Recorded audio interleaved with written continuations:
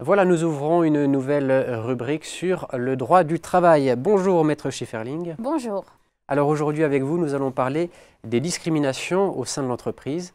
Alors tout d'abord, qu'est-ce qu'une discrimination? Alors la discrimination, c'est le fait de traiter quelqu'un de manière moins favorable mais à situation identique.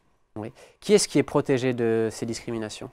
Alors c'est tous les salariés ou ceux qui postulent pour un emploi ou un stage ou une formation. Ça, c'est pour ceux qui sont victimes de discrimination. Et il y a aussi les salariés qui dénoncent des actes de discrimination qui ont été faits à l'égard d'autres salariés. Eux sont protégés aussi contre le licenciement ou contre une discrimination contre eux-mêmes. Oui. Alors on va donner des exemples. Quelles discriminations donc sont interdites? Alors il y en a beaucoup. La quasi-totalité des discriminations sont interdites. Les plus courantes, c'est l'origine. Quand on a une personne d'origine étrangère, on ne peut pas ne pas l'embaucher ou ne pas lui donner le même travail qu'un autre ou le même salaire qu'un autre parce que c'est une personne d'origine étrangère. Il y a le sexe, donc on ne peut pas normalement différencier entre hommes et femmes. Il y a les mœurs, il y a l'âge. Il y a la situation de famille ou l'état de grossesse. On ne peut pas traiter différemment une salariée enceinte par rapport à une salariée pas enceinte. Il y a les opinions, alors soit politiques, soit syndicales, soit religieuses. On ne peut pas traiter quelqu'un différemment parce qu'il a des opinions différentes d'un autre, des nôtres ou d'un autre salarié. Il y a l'apparence physique. Et puis, il y a la situation de handicap. Donc ça, ce sont toutes les discriminations, les principales discriminations qui sont interdites. Et il y a aussi le droit de grève. On ne peut pas sanctionner un salarié parce qu'il a exercé son droit de grève. Oui. Alors, on vient parler de celles qui sont interdites. Il y en a aussi qui sont autorisées. Oui, il y en a qui sont autorisées. Alors, il faut que ça réponde à une nécessité pour l'entreprise et que ce soit proportionné. Alors, il y a par exemple les discriminations liées à l'âge. On peut décider de n'embaucher que des personnes majeures parce que c'est fait pour effectuer des travaux dangereux. Donc, c'est une discrimination par rapport aux personnes qui ont entre 16 et 18 ans, mais c'est légitime par rapport aux travaux qu'on leur demande de faire. Pareil, on peut embaucher quelqu'un spécifiquement parce qu'il est handicapé, à condition de lui assurer un aménagement de son poste de travail. Donc, normalement, ça serait une discrimination d'embaucher quelqu'un spécifiquement parce qu'il est handicapé, mais ça n'en est pas une quand on lui propose un poste adapté à sa situation. Sinon, il y a l'âge ou le sexe qui n'est pas une discrimination.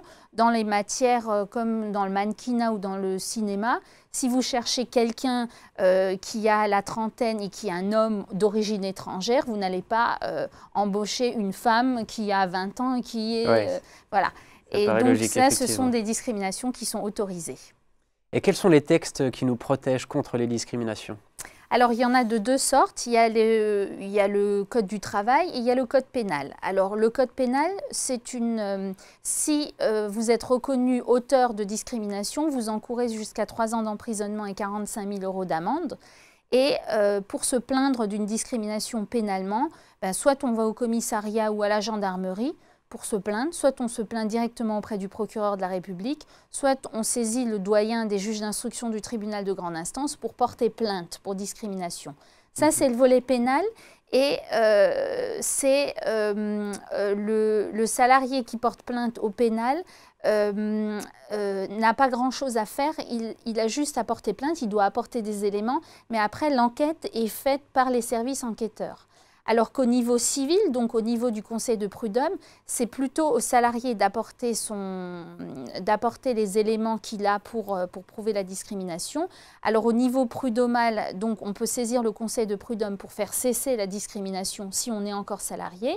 Et si on a été licencié, eh bien c'est une cause de nullité du licenciement, ce qui veut dire qu'on a droit à des dommages et des dommages et intérêts plus élevés qu'un licenciement qui est juste sans cause réelle et sérieuse. La nullité du licenciement, on a droit à des indemnités un peu plus élevées. Le seul problème, c'est que devant le conseil de prud'homme, la preuve est un peu plus compliquée parce que le salarié doit étayer sa demande, c'est-à-dire il doit donner des éléments au juge de nature à faire penser qu'il y aurait discrimination. Donc il ne peut pas se rendre devant le conseil de prud'homme en disant voilà, j'ai été victime d'une discrimination, je veux que vous condamniez mon employeur. Ça, c'est pas possible. Donc, on est quand même obligé de donner des éléments en disant, voilà, moi, j'ai été embauchée à telle date, on m'a dit que ce poste-là n'était pas libre, je sais que c'est parce que je suis d'origine étrangère. Voilà, il faut qu'on étaye sa demande. Par contre, la charge réelle de la preuve repose sur l'employeur. Lui doit prouver que les décisions qui ont été prises étaient fondées sur des éléments objectifs qui n'avaient rien à voir avec soit l'âge, soit le sexe, soit l'origine. Donc c'est à l'employeur de prouver les raisons pour lesquelles il a opéré telle ou telle discrimination, s'il a opéré une discrimination. Donc c'est un peu plus compliqué devant le juge prud'homal que devant le juge pénal, mais devant le juge prud'homal, on a plus de chances d'obtenir quelque chose que devant le juge pénal. Concrètement, qui est-ce qui peut être reconnu coupable de discrimination? Alors, si c'est un salarié de l'entreprise qui a discriminé un autre salarié, il peut être reconnu coupable pénalement, mais il peut aussi avoir une sanction disciplinaire. Et en plus, l'employeur doit indemniser le salarié discriminé.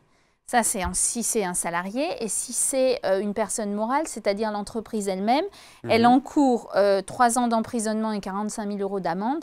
Mais surtout, elle ne peut plus soumissionner au marché public, ce qui est quand même important dans des grandes entreprises. Si après, parce que vous avez été reconnu coupable de discrimination, vous ne pouvez plus souscrire aucun marché public, ça devient compliqué. Est-ce qu'il y a un délai de prescription pour ces discriminations? Oui, le délai de prescription est de 5 ans, mais en cas d'action de groupe, ça suspend les recours individuels, donc ça suspend le délai de prescription pour les recours individuels. Voilà, alors on est justement sur l'action de groupe. Est-ce qu'on peut expliquer en quoi ça consiste, comment ça fonctionne? Alors l'action de groupe, c'est relativement nouveau. C'est lorsqu'une organisation syndicale ou une association de lutte contre les discriminations veut faire cesser une discrimination au sein d'une entreprise. Elle a la possibilité de faire une demande soit pour plein de salariés, soit de principe pour qu'il n'y ait plus de discrimination dans cette entreprise. Alors, elle peut le faire, mais il y a certaines conditions. Il faut d'abord que chaque salarié individuellement ait demandé à l'employeur de mettre fin à la discrimination. Donc, on ne peut pas aller voir une association en disant « Écoutez, moi, je n'ai pas trop envie d'écrire à mon employeur ». L'association ne pourra rien faire. Il faut que chaque salarié demande à son employeur de faire cesser la discrimination. Ensuite, l'employeur a 1 mois pour faire état de cette revendication auprès du comité d'entreprise et d'engager une discussion avec le comité d'entreprise pour faire cesser la discrimination. Et là, s'il ne le fait pas, l'association ou l'organisation syndicale à l'origine de la demande peut saisir le tribunal de grande instance 6 mois après la mise en demeure qui a été faite à l'employeur.